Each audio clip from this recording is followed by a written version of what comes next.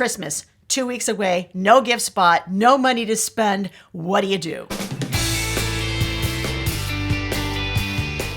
While raising our 4 sons on a limited income, we only had $240 to spend for Christmas.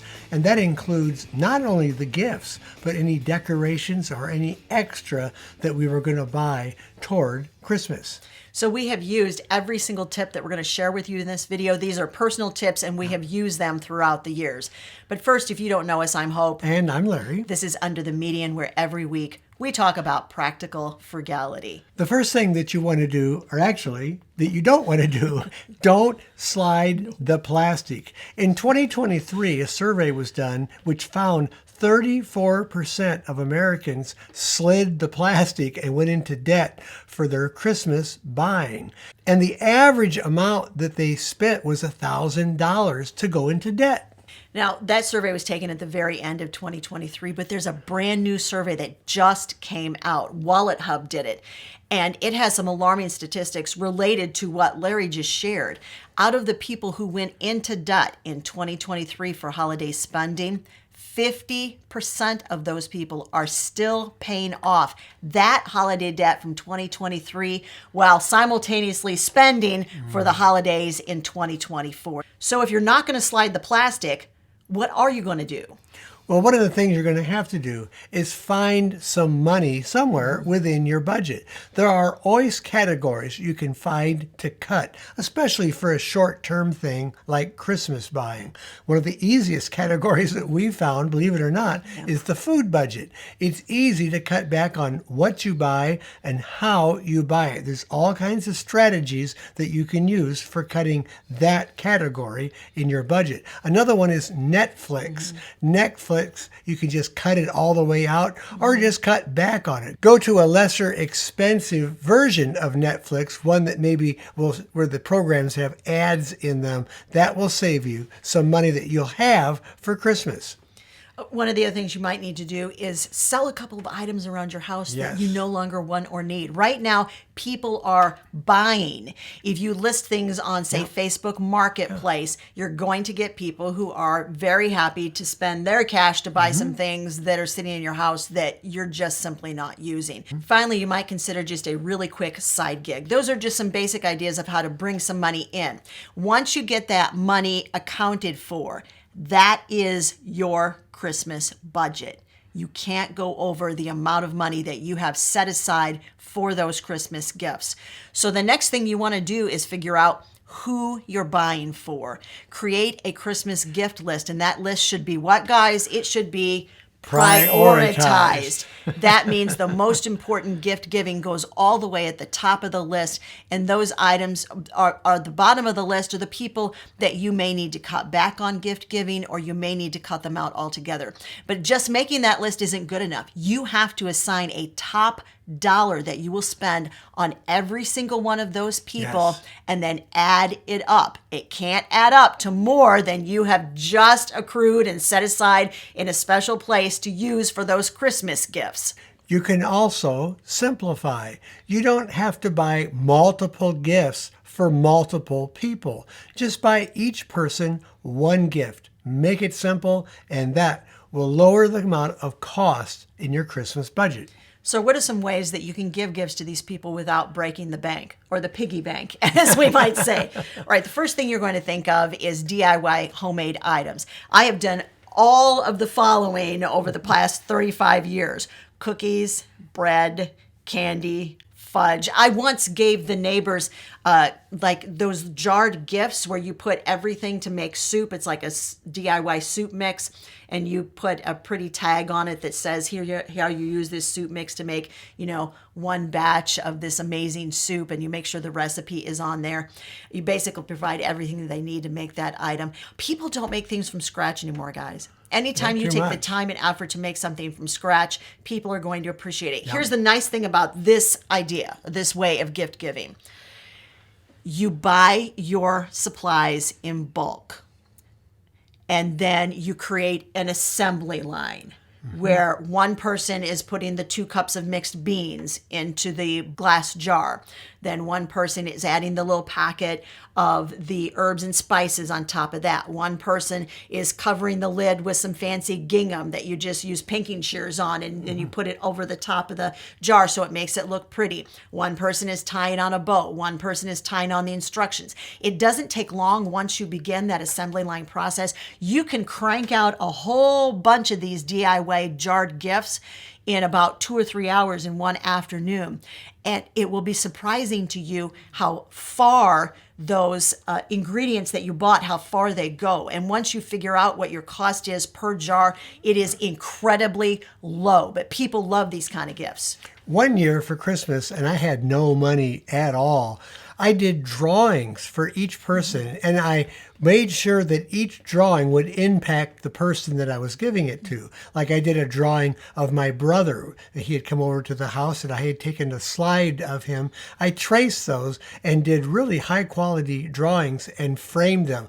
They all appreciated those gifts, and they kept them, and they put them on their walls. Here's something else that can be very personalized, and that's coupon booklets. Yeah. You create coupons specifically for that person. We'll give you some ideas here. Here are some ideas for like young children that you might want to consider. Get out of one chore. Our kids loved that. I'm just saying they did. A half hour more of computer time. That, once again, very popular option in our house. Coffee out with mom. We hardly ever went out to eat, and we rarely went out and even got coffee or got hot cocoa or something. So if the kids had a coupon they could turn in to go out for a coffee or tea or hot cocoa with me, that made them super happy. But what about grown kids? We have ideas for grown kids too. Here's one. You go on a date night with your spouse and we'll watch the kids. I remember being vividly a young mom with 4 young children. And sometimes the housekeeping just got out of control, or the laundry way got out of control. And these are things you would do to help this loved one anyway, right? But the idea that they can call on you by turning in this coupon and saying, hey, can you come over and maybe just do my laundry for me? It's helpful to them, and it's a really nice way for them to let you know, I could really use a little bit of your help. Another thing you can do is use your reward points if you have those built up at a store where you've been purchasing items from. And the other thing too is use your gift cards. Look around your house. Do you have any gift cards slung away in a drawer and they haven't been used? Maybe those can be put to use. We had to just do this exact thing because we had a little emergency. I ordered some items for each of our boys that they could use in their automobiles. These things came and they were not working. They were dysfunctional.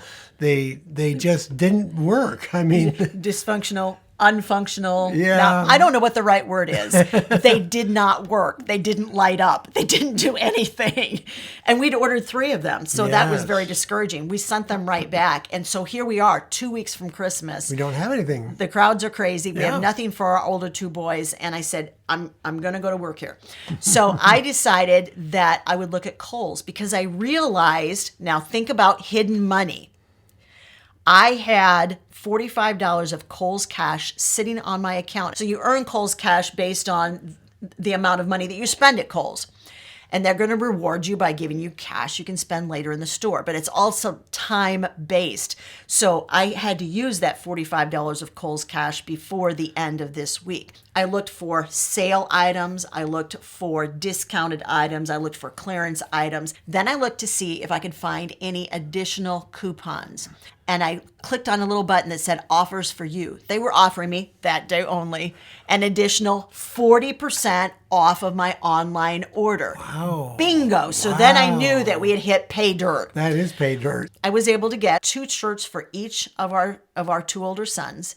The t-shirts came in at just over $5 each, and they were originally $20 each. Yeah. I shopped online and used Rakuten. If you don't have Rakuten, you need to get it on your computer. I'll make sure there's a link, guys, in the description of the video. I love Rakuten. I clicked one button and got 2% cash back on everything that I spent at the store that day. The only thing that I could not overcome, I tried, was the shipping. A lot of times, check when you are shopping online. If you don't meet the minimum requirement for free shipping, sometimes They will ship it to the store, which is closest to you. They'll ship it for free, send you a little email that says, hey, your stuff is here. You go to the store, go up to the courtesy desk, and then they hand it to you, and it hasn't cost you anything for shipping. I couldn't do it because the items that I selected did not qualify for free shipping to the store. So I wound up having to pay a little over $8 in shipping. Look, make sure that you are stacking every discount that you can. That is the moral of this story. One of our favorite things to look for in stores are markdowns. And TJ Maxx has some really good markdown areas, and so does Kroger. And we recently got some items that we're going to give away at Christmas at Kroger's. We just have to carefully remove the price tags. Okay, this is my next best idea for low-income gift giving or low-budget gift giving. Yeah. I was able to get, I'll show you the things that I was able to get at Kroger. This was all in the general merchandise markdown bin. Pistachios, pound of pistachios, $1.35. Yes, you're seeing that correctly. White truffle oil and black truffle oil. Fancy schmancy, guys. Yeah. These were marked down to $3.51 each. I'll give you my tip on how to get this tag off in just a second. Yes, there's a way to do that. There's a procedure to do that. This I got for 75% off. This was at Ollie's. So this is fancy mustard, hot honey Dijon mustard. Mike's hot honey mustard. I know which son's going to get that. I know. So this was 75% off. So this was 50 cents. And you're going to put these in a gift basket. It depends a little bit on the size basket you choose. I always get gift baskets from garage sales or from Goodwill or another thrift store, that kind of thing. And so I never pay much for the baskets, but there's a big difference between a basket like this, which was 50 cents or $1.50 or something. It's $1.50. Okay, I remember what it was, $1.50. And this, by the way, says American Traditions Baskets, hand woven, and it's signed and numbered. This was $1.50. Now, clearly, if I use this as my gift basket, I could do the 2 truffle oils. And then in the front here, I could put some fancy crackers or something like that. If I had a larger basket, I'm assuming like they could maybe use these truffle oils as a dipping sauce for good bread, put some herbs in it, and then use it to dip the bread in. I would do a larger basket and just get a loaf of French bread from Kroger, which isn't going to cost you very much. Put the French bread in here, put the truffle oils in here, put the mustard in here. I could see mustard on bread too. Or if you just want to give a little gourmet gift basket, this was 50 cents. These were $3.41, $3.50 each. So it was 7. We're at $7.50. $8. We're at $9, including the basket. So you get the idea of how you start thinking about how the items you were able to get on markdown, how do those fit together? And then usually I figure out how they're going to fit together, and then I add the basket. The other thing you might want to do is give something that will give a little bit of color to the basket. This is, you got to tell me in the comments if you use this thing. I love it so much. I bought them for my daughters-in-law. This is a baked potato bag. It's for the microwave. You can cook a baked potato in here in 5 minutes in your microwave, and it's incredibly moist. And I absolutely love it. They cook really good. So I got a Really 4-pack good. from Amazon. I think it was like $7.51 for a 4-pack. So that's the other thing you want to think about. Can you buy multiples of one item? Take the package apart that has the multiples in it and use the single item in another way so that you're giving the single item as a gift instead of the multiples, because then you're going to spend less per item if you're doing the multiples. The other thing you want to think about when it comes to markdowns is looking at thrift stores. Now, this is a really nice box. It says lavender on the top, and the inside of the box, lavender scented soaps. My friend Kathy gave this to me, and I happen to know that she bought it for a couple of bucks at Goodwill, and she bought it because she found it. She's like, I'll bet Hope would love to give this to one of her daughters-in-laws. And I'm like, why, yes, thank you. Yes, I would. So this is for one of my daughters-in-law. Hope mentioned that she had a very special way of taking off these labels so that they don't appear to have ever been on there. And I learned this from somebody at work actually several years ago. One of the ways that you can do it is take one of your hair dryers. Maybe you have one that's like 40 years old, like this one here. It works really good. And put it on the hot mode and just let that run over it for a few seconds to get that good and warm.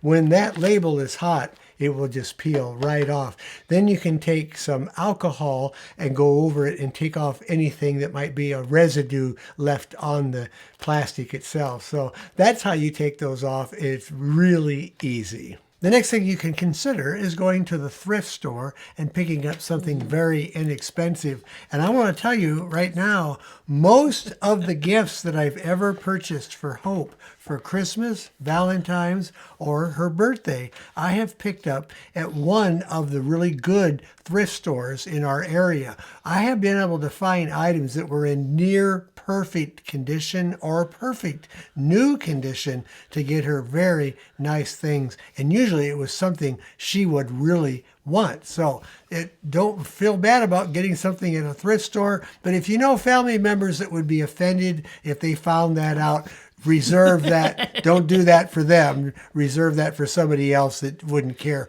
No one in our family would care about an item that we would have purchased at a thrift store. They would be absolutely thrilled to get it. Here's another idea, and our family is doing this year. Regifting things that we already have in our own home. Yes. Our oldest son and his wife are headed out to Pennsylvania to see her family for Christmas. The cost of flights. Yeah. Holy moly, did they jack that up for boy. this holiday season. They did. 2 flights, round trip, $1,500 is what it cost them.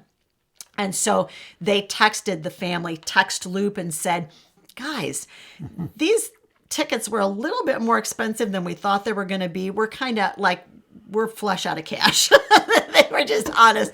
And they said, we would love to gift each of you with something meaningful from our own home for Christmas this year. And we were all like, oh, heck yeah. And I'm like, I love that idea. Great idea. I think it's fantastic. And so the whole idea of gifting somebody with something that they would enjoy that didn't necessarily cost you any money, heck yeah, let's do it. And Larry mentioned the thrift store thing for years now, for a couple, 3 decades now. Yeah. Larry and I have had this thrift store thing. We know that when it comes to a special occasion, neither of us is going to buy something brand new. Oh, no. We No are. way. We have a $25 limit. Yeah. And so that's the goal, is to find something or multiple items meaningful to the other person. So we shop throughout the year for these items at garage sales or estate sales or thrift stores.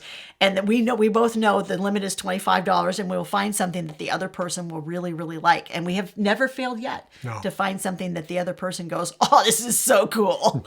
So, just think about that. And if it's even just your immediate family, it's fun. And also, if you have a used bookstore in your area, that's another good place to find items that you can buy for your loved ones. We have a bookstore that actually sets books out that they know they don't want to sell. It doesn't mean they're bad books. They're good books. And we go by there every week after they're closed. They'll set them all outside on the sidewalk on shelves, and you can look through those. I have picked up probably 50 books from that supply. And when I'm done reading them, I'll just take them back and redonate them for somebody else to read. It's kind of nice. Now, let's just say that it's not just at Christmas that you find yourself a little short on change and your budget's just a little more tight than you would like for it to be. We did some tips on how to free up money in a really super tight budget. These are easy ideas. These, once again, are all ideas that we have used over the years. We're going to put that video right over there. Go take a look at that video next.